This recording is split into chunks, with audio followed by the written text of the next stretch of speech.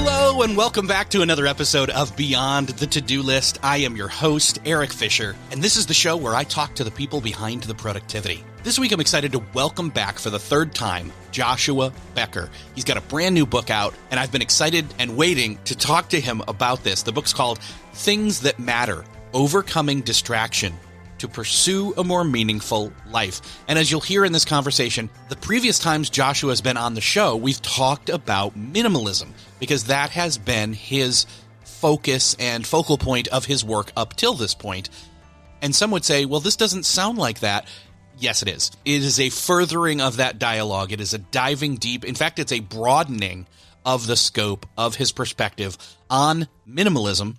And in this conversation, we talk about what it means to boil things down to the most important things. We talk about the survey that he did regarding people's experiences with areas of life when it comes to the 8 common distractions to living a meaningful life. And we break down and talk about those 8 distractions: fear, past mistakes, happiness, money, possessions, applause, which is finding approval from others, leisure, and technology, not an unfamiliar topic, distraction from technology, to this podcast. I had a great time talking with Joshua about the content of the book, and this dialogue is just a furthering of the existing dialogue that I've had with him about his other previous books.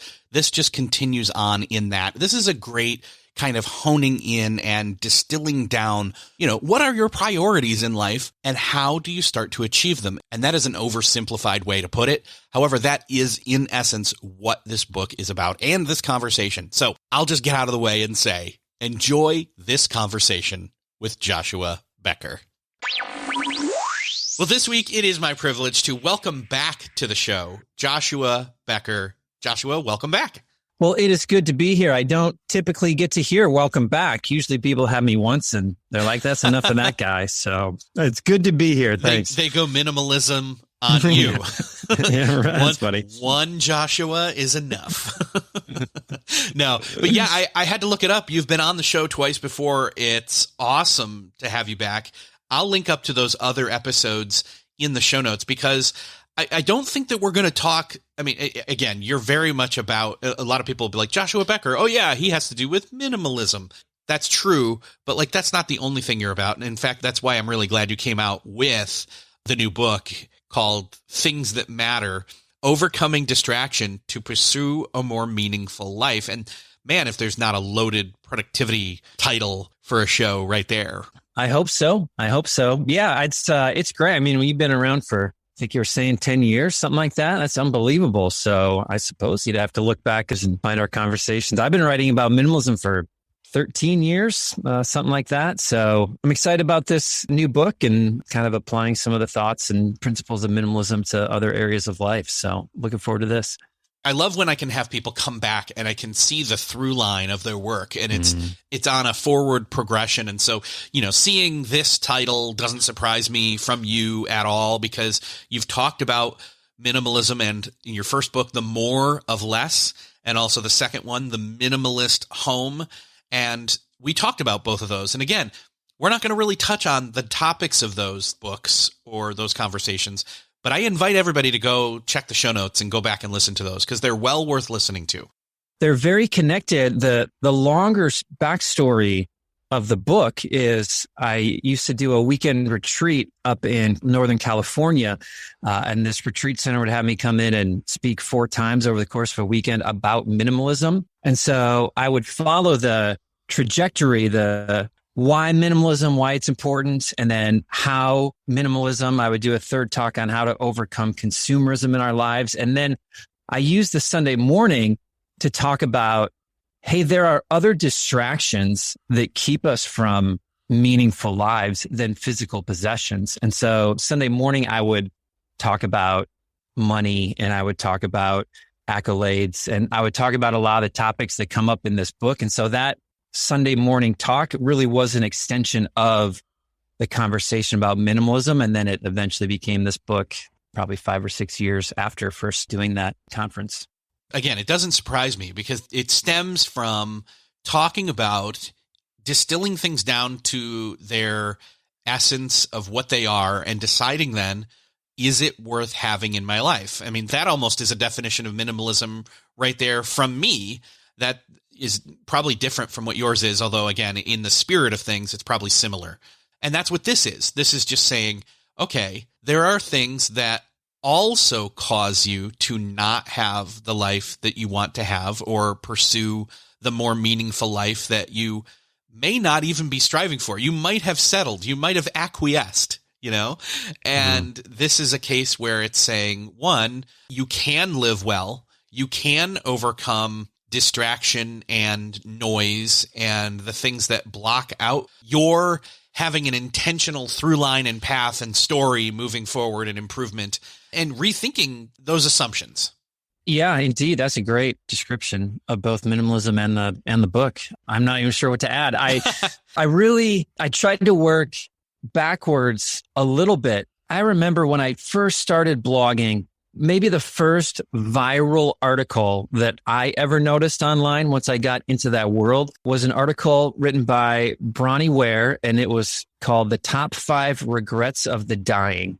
And man, it went viral immediately. I saw it getting shared everywhere. And of course, I clicked on it because I wanted to know what the top 5 regrets of the dying were. And then I juxtaposed that story with a conversation I had with my grandfather, who asked me to play a part in his funeral. And I just remember looking across the desk from a man who didn't fear death, who didn't regret the way he lived his life, and thinking, how do I get to that point? Like, how do I get to the point at the end of my life where I don't have regrets about how I lived, but I'm proud of how I lived? And I think it comes down to, we get clear on what matters. We get clear on what is important and what is essential. And then we stay focused on that by removing anything that distracts us from it, whether it be possessions, which of course I saw in my own life, or a lot of the other topics that I cover in the book. There's this through line, again, from where you've come from and where you've been going and what you've been doing. And I think for me, I'm curious, like, what was the solidification factor for you where you realized, oh, I've got my next book and it's not about minimalism? Yeah, well, I probably knew early. I probably knew after the Minimalist Home that I wasn't going to write another book about minimalism. I think I even wrote that in the book at some point, and my editor questioned me on it. And like, are you sure you're not going to write another book about minimalism? Because you can't say this is your last and then write another one. Although I always think that, the great athletes, I think a good way to get attention is to retire and then come back and say you're going to come back and write another book or do another season. But anyway, these topics in the book came up pretty early in my life of pursuing minimalism. As I began owning fewer possessions, I started to see how this intersected pretty significantly with money in my life. If I was going to buy fewer things and own less stuff, then I wouldn't need as much money to support my lifestyle. And so I began wondering, like, not necessarily what is the point of money, but is there an enough point when it comes to money? Like, what do I do when I have enough money to live the life I want to live? And then this forced me to ask questions about work. Like, what is the point of work if it's not to make more money, to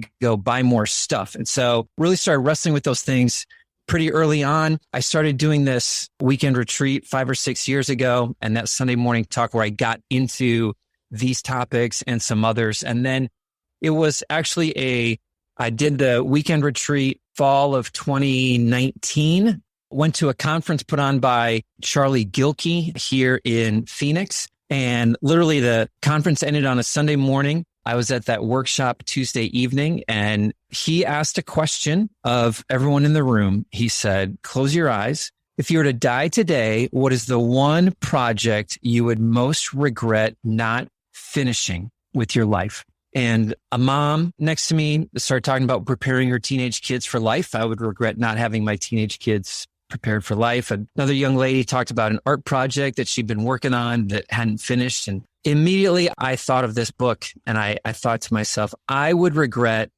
not taking some of these topics and communicating them in a way that shows how money, possessions, fame, technology, leisure, how all these things can distract us from a meaningful life. And so literally by the end of that week, I had emailed both my agent and my editor. And I'm like, do you think there's a book here? Is this something that you think I should pursue? And they both agreed. Well, and you just basically mentioned those in the book. You call them the 8 common distractions, one of them being possessions. Now, I know that, again, I'm trying not to apply or bring up the minimalism word too often here, or at least not much more past this point in the conversation. And again, for most people, when they think minimalism, they think like minimalist. They think less things, maybe having something to do with intention behind that, but more as an aesthetic, less as an approach to life and what that would even imply. You're applying that application to not just possessions, but that is literally one category of many, including a bunch of non-tangible things. I'll just list them up. You've got fear, past mistakes, happiness, money. Money's where it starts to kind of drift into the traditional minimalist talk. Possessions as well. And then you've got applause, leisure, and then technology, which again is almost maybe a link into the traditional minimalist thing because it's a tangible thing in a way. So I'm curious, were there any other potential contenders, or did you feel like this was a really good solid 8 and fold the other ones inside of these? That is a good question. I'm trying to remember if I would have to go look at my really old sketched out notes if there were different ones that got folded into. I know that we added some. We did a survey and got some information. I began talking to other people, some trusted friends and mentors, and even people at the publisher about the book and about the topics, and some really good ideas came out of that. So the first 2, I talk about the distraction of fear that keeps us from going after goals. I think fear keeps us from living to our highest potential. And so that was a new chapter, the chapter on regret or past mistakes. And by that, I talk about both mistakes that we've committed and mistakes that were committed against us, how that can become a distraction. Those were 2 that were added once I got into the book a little bit more. So I think the last 5 or 6, the last 6 were always going to be there, maybe rephrased them a little bit. I can't remember one that I specifically folded into another, although it might be possible. So obviously the goal here is to live that no regrets life, to move forward and deal with these things. I think people passively, and for that matter, sometimes actively, are, anesthetizing themselves to these things, or in other words, believe a lie or a soundtrack, as John Acuff talks about, that this is the truth. I can't be happy, or, I need to have possessions, or I need the applause. I have to have the latest piece of technology and or other things, or fear, past mistakes. All of these things are very intangible. And so it's hard to wrestle with them.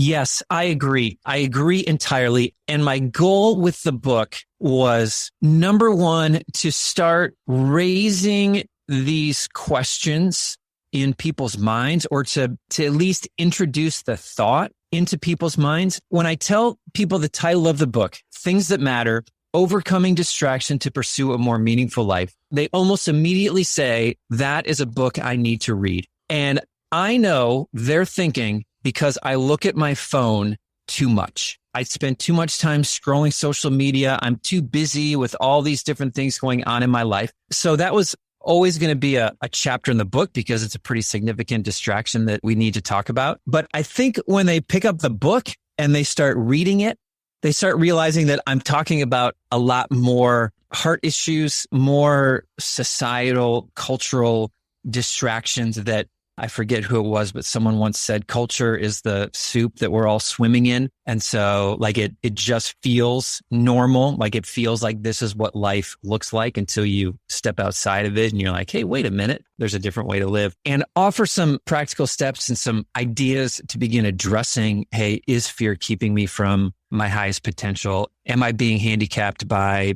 regret and past mistakes? And is it keeping me from the future that I want and I should be living? Am I a little too focused on money when I don't need to be? Does the desire for praise and applause motivate me more than I thought it did? And so raising the issues, offering some thoughts on, hey, here's how we begin confronting these things in their book. But someone once said, each of these chapters could be a book in themselves, like a whole book on overcoming regret or overcoming fear or, minimizing your possessions. And I'm like, every chapter could be its own bookshelf in a bookstore. And it really is. And so if I can just begin the conversation in someone's mind and raise some questions and raise some thoughts and, hey, you know what? I resonate with that. I hadn't considered how fear might be keeping me from the best life that I could be living. I need to look more into that and find more resources.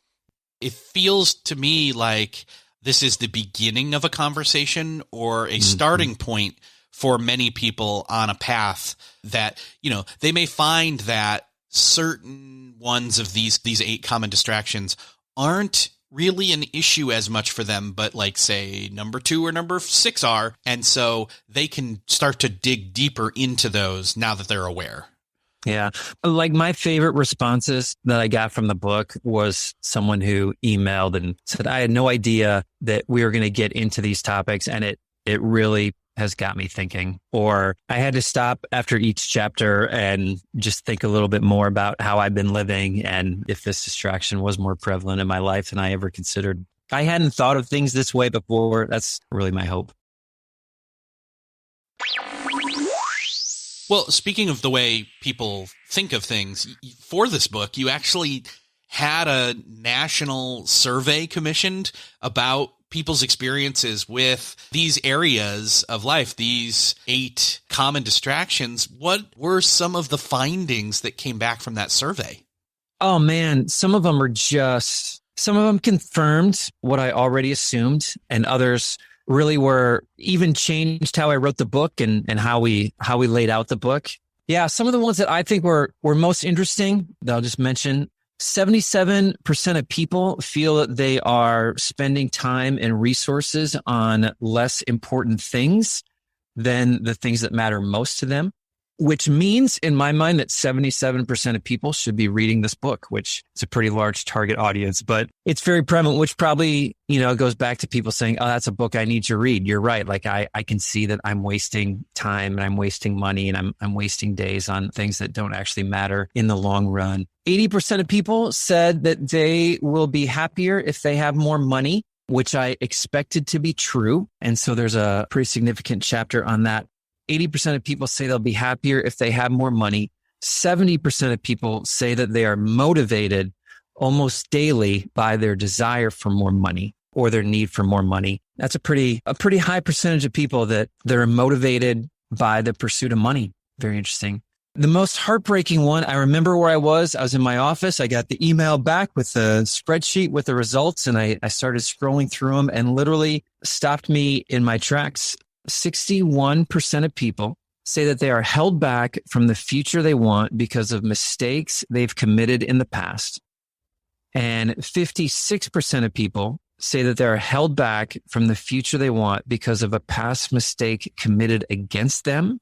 That is 61% and 56%. And I'm sure there's some overlap there, but man, that is a lot of people who can articulate and can point to something in their past that keeps them from the life that they want to be living. And it was literally heartbreaking to see that. And that's just the people who can recognize it. A lot of potential being bottled up and people feeling somewhat constrained by something from their past. Yeah, man. Well, so let's dive into that one real quick. So, someone who feels held back by their past mistakes, and some of us have dealt with them and we're aware of them, others not so much.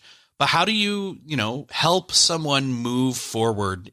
And move forward doesn't need to be like, okay, we squared that away. It needs to be a inching forward. How do we move the needle a little bit for those people? Yeah. So the way I solved it in the book, because again, entire bookshelves and years of therapy and counseling and like goes into this. And I realized that to be the case. The move that I encourage people to take in the book is to turn and face the problem. A CEO once told me, good leaders run towards problems. They don't wish them to go away. They don't just hope they're going to go away, but they see a problem and they go address it and they face it and they figure out what steps they need to take to solve it. When I was in college, I was listening to some radio call-in show, some advice show, and someone had called in about something that happened in the past and they didn't know how to deal with it and they regretted it. And the show host, I don't remember any of the details other than what the sentence was. The show host said, "You can't change your past, but you can learn from your past and you can redeem what happened by forcing it to serve you as you learn from it." And it was brilliant. I got the phrasing all butchered up there, but like the realization, hey, I can never change what happened in the past, but when I learn from it, it becomes my servant. Like I can redeem it in some way because it changes who I am for the better going forward. And so that certainly looks very different to different people based on what exactly it is that we're talking about. Some mistakes are small. Some mistakes are reoccurring. Some mistakes were incredibly life-changing. Sometimes it was evil, downright evil that was committed against us. And so sometimes it was societal and sometimes it was from an individual. And so by nature, by another person. Anyway, so just a lot of different facets to that. But I would encourage people, I would say, you turn and face it somehow in some way. And if you're among the 60% that would say, hey, something in the past is keeping me from the future, then don't run from it and don't hide it and just say, what steps do I need to take to overcome this going forward? Mm-hmm. Yeah. Again, I think that a big differentiator between common practice and what you're suggesting is this turn and face it. Don't hide from it. Don't run from it. Acknowledge it. Have awareness of it. And if you have not dealt with it, start to learn how to and make inches towards it. Again, it's not a one massive project with a giant check mark that you can just say, okay, check, that's done. It's lots of little check marks that are going to take to deal with that and cultivate a better, more healthier perspective and outlook and life. Yeah. And don't resign yourself to, well, that's just who I am and it's never going to change. Like I'm never going to have the future I want because of this thing that happened in the past. Your future will look different than, I don't even think that's the right phrasing, but don't resign yourself to this isn't something that I can overcome in my life. Yeah. The kind of resignation or quitting, or again, the lie that you believe of nothing can ever get better. Mm-hmm. And you just move forward with that and just live with that assumption, live with that being your truth, and then it becomes the truth. Unfortunately, self-fulfilling prophecies work both ways. Yeah. Interestingly enough, I think that there's also the other piece to it that I think it kind of ties into it. One of the other 8 common mistakes ties into the past mistakes, which is the first one, fear. When it comes to past mistakes, or the lack of dealing with them. And matter of fact, I like that you start with fear because all the rest of them kind of hinge on overcoming fear to a certain point. Yeah, indeed. The story behind fear was, it was one of the first conversations I had with a mentor of mine, someone I look up to in life. And I told him about the book and my premise for the book and my idea. And I said, what do you think? Like, what do you think? What do you see? What do you think keeps people from living their most meaningful lives? Or what do you think people look back upon their life and regret? And he said fear. Like, he didn't say possessions. He didn't say money. He didn't say applause, like all the things going on in my head. He said, I think fear holds back a lot of people from reaching their fullest potential and bringing the greatest amount of good into the world for the greatest number of people. And fear of failure. He said this one, he said, fear of losing what they already have keeps people from taking risks in life. And man, the more I read, the more I looked into it, the more I talked to people, the more I began to see not just how prevalent this distraction is. I could go back and look at my own life and see how fear had kind of played itself out in my life, and it kept me from trying some things. But the different ways that it works itself out, just the fear of failure in and of itself doesn't just mean that we never try something new. The fear of failure sometimes means we set low expectations for ourselves, because if I don't have a lofty goal, if it's just an easy goal for me to reach, then there's less chance that I'm going to fail. Fear of trying again. I interviewed someone for the book, his stories in the book, how the more successful he became, the more prevalent his fear of failure became, which was just really like a eye-opening, mind-blowing conversation for me. How I assume the more successful that you become, the less you fear failure. But for him, it was I was afraid of failing, and the higher he climbed in every organization and the more responsibility was given to him and the more people noticed him and the more attention he received in every organization, the more the fear of failure would cripple him. And he said, I've left every good job I've ever had because I was afraid that someone would eventually find me out that I'm not actually good at doing what I do. And so again, an important topic and a wide-ranging one. And I learned a lot through it. And I even share some pretty open and honest stories about fear in my own life. I can look at both careers that I've had in life and trace fear to being something that didn't ultimately keep me from pursuing those careers, but fears that I had to overcome to do what I'm doing now. Yeah, I can identify with that. That's something that, unfortunately for me, fear is one of those things that I think would be higher on my list of these 8 if I were to, rank them. And I can identify with that story too, where you can move from thing to thing and you've got the position and, in a sense, possibly promotion and more responsibility, and you just become afraid. I mean, it's fear of heights, but in a success way, in a sense. Yeah. Almost. Yeah. So, but let's not leave fear though. Let's talk about, okay, in the same way that somebody's dealing with past mistakes, let's talk fear for a second. Let's say, one, is it owning the fear? Is it acknowledging the fear? Like, what is that first few steps even in learning to, one, live with it? Because honestly, to a certain extent, it never goes away. It's more how you deal with it.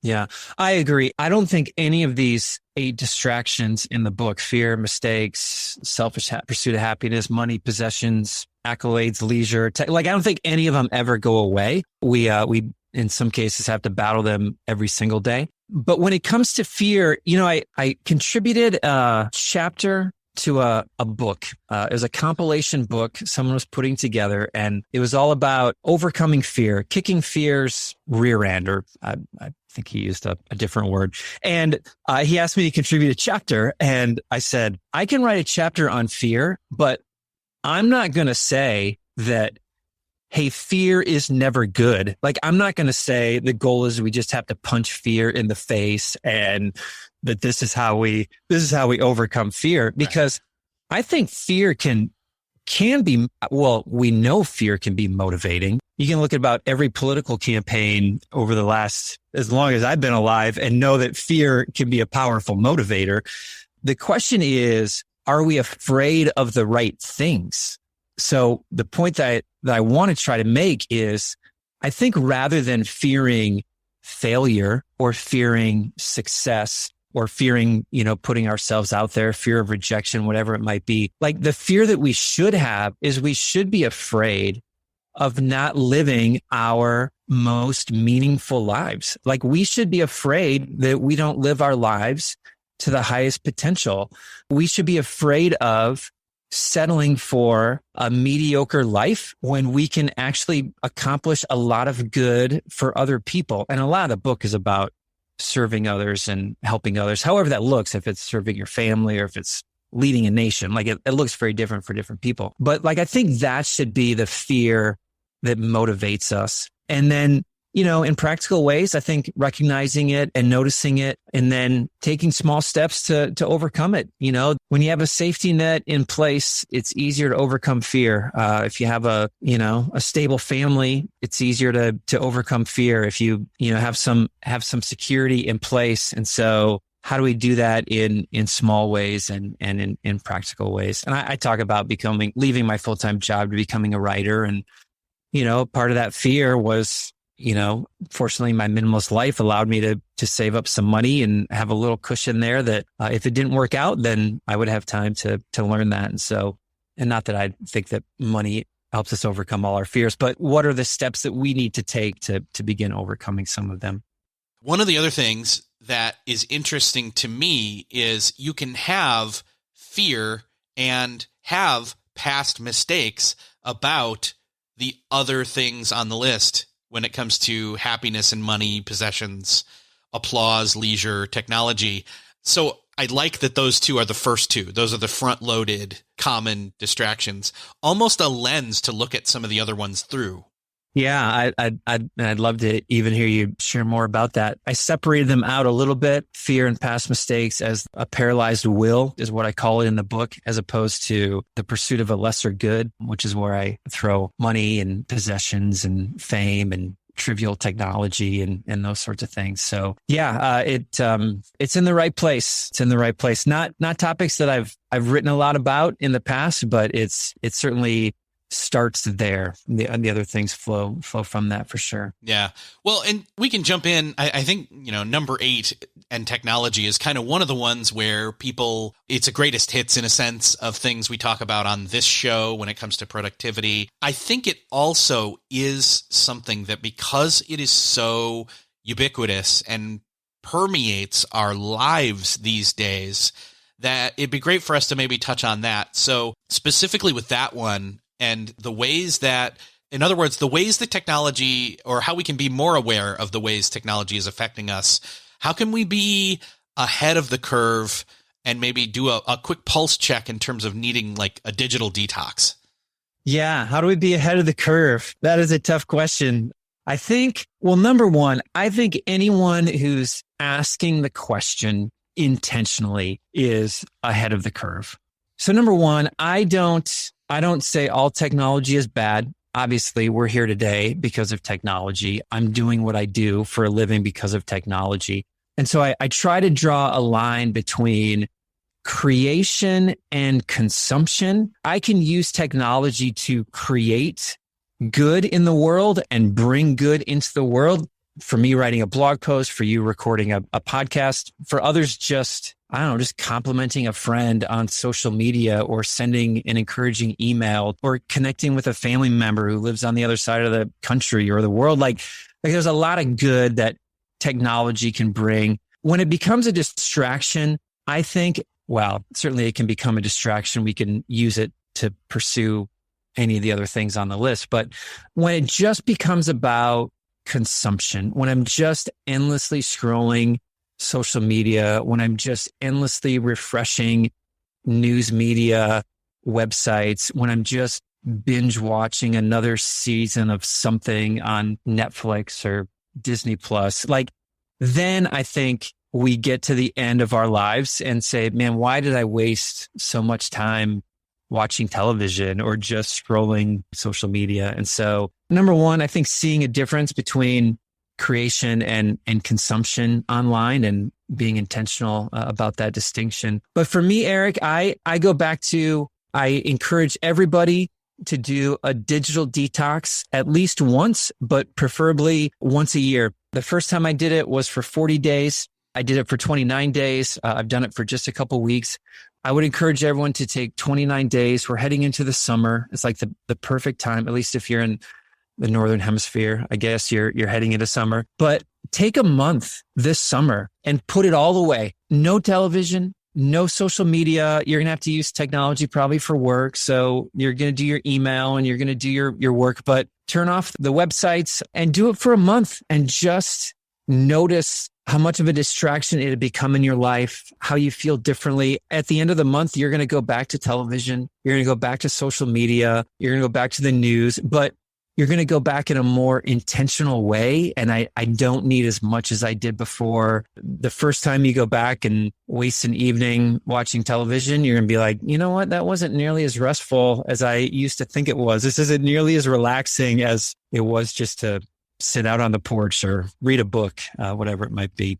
Yeah. Well, and I think that's a clear way of getting the pulse on a lot of things, is taking a step away from it, doing a detox on a lot of things like technology specifically, just across the board. But even if you were to apply that to say, like one of the other common distractions, like money, for example. We say, what if I just go for a while, see how far I can go, spending as little as possible? Like, obviously pay the necessities, pay your bills and everything, but look at those bills and say, well, wait a second, is this a utility or is this a necessity, an assumed necessity instead of a real one?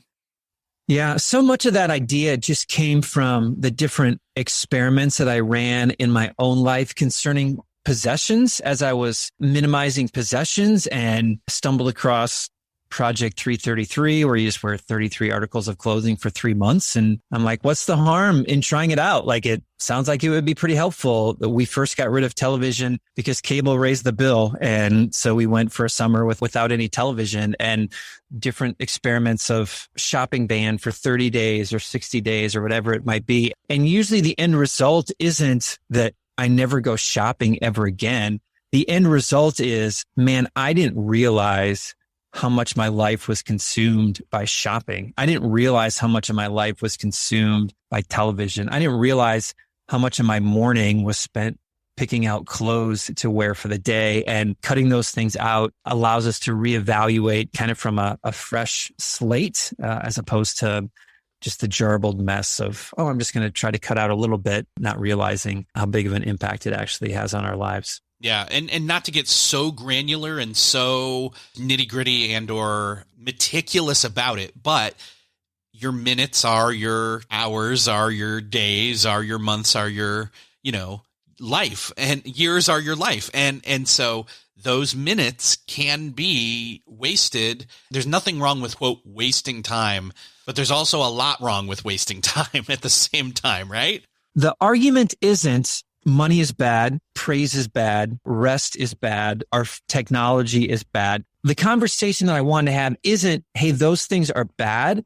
The conversation I want to have is, when those become our pursuit, that this is when I think we sell ourselves short. Like, when my goal in life is, I just want to make more money today. What can I do to make more money? What can I do to get more praise? What can I do to quit work as soon as I possibly can? Like, when those are the goals and those are the things that we're striving for, then I think that that's when they become the distraction. And just the conversation about rest and technology and consumption, that there's nothing wrong with resting. There's nothing wrong with, watching a television show or watching, an NBA playoff game. The problem becomes when it begins to define my day, and it begins to define my life. And it's not, this is what I do for rest so that I can do better work tomorrow. When it becomes, I'm just trying to get through work today so that I can go home and scroll social media. Which isn't restful. That's not restful. It may seem in the moment because of the endorphin rush, et cetera, and all the chemicals going on in our brains because of it that make it addictive. Television was around first. We'll get that. But that those things, that escape, there's a benefit to it. It has its own merits. But when it's autopilot instead of intentional, that's when the issues start to come up. Yeah, perfect. That's a great way to say it. Well, as we wrap up here, I mean, the book's out already. If anybody's already a fan of your work, then this is a real treat. And it's even more of a treat for somebody who's never read anything, because I think that they've got some cool stuff then to jump in on. You've already got 2 other books that deal with some of the 8 common distractions here for, again, that continual journey of unpacking and pivoting into an intentional, no regrets life. Yeah, I've been blown away by the number of people who have reached out that this is the first thing that they've ever read of mine. I really like how it turned out. For someone like you, for someone who has read me in the past, it makes perfect sense. And it takes what I've been writing about and what I'm known for and really applies it to other areas. It also does it in a way that if someone has never read anything of mine before, I can connect with these topics and with these issues. I really love how it turned out. So yeah. Thanks for saying that. I can't wait for more people to get this in their hands and to go through it and start to unpack it. Where is the best place for people to dive a little deeper than just this conversation did in on the book and find out more? The book is available everywhere. Things That Matter, Overcoming Distraction to Pursue a More Meaningful Life. It's available physical, digital, audio, narrated it myself. So I guess if you hate my voice on this podcast, then that's trouble. But most people seem to like the author narrating the book. So available everywhere in every format. And of course, my home base online is becomingminimalist.com, and do a lot of different things, but everything seems to run through there. Awesome. Joshua, I will make sure to link up to everything we mentioned in the show notes and point people to it. It, as usual, is awesome talking with you. Can't wait to do it again at some point in the near future. Let's do it again. Well, that's another podcast crossed off your podcast listening to-do list. I hope that you enjoyed this conversation with Joshua Becker and found it refreshing. I know that I did. I always love talking with Joshua. And in fact, he and I, post-recording, talked about the next time he will be on the show. We're not going to wait until the next book. That has been the pattern so far. We're going to break that pattern. We're actually going to have him back late this summer. I've got a bunch of different topics from this book and diving deeper into it, as well as looking into more an online magazine that he produces. You can check that out. You can find that listed in the show notes. But he's got a solid commitment with me. We're going to plan that out and get it on the books and record late this summer. But in the meantime, if you enjoyed this conversation, I would love for you to share it with somebody that you know needs to hear it. I will also link up to the previous conversations with Joshua in the show notes. If you would do me that favor of hitting that share button and sharing this episode with someone you know needs to hear it. You can do that in the podcast player app of choice where you're listening to this, or hit the share button over on the show notes at beyondthetodolist.com. Thank you so much for sharing. Thanks again for listening, and I'll see you next episode.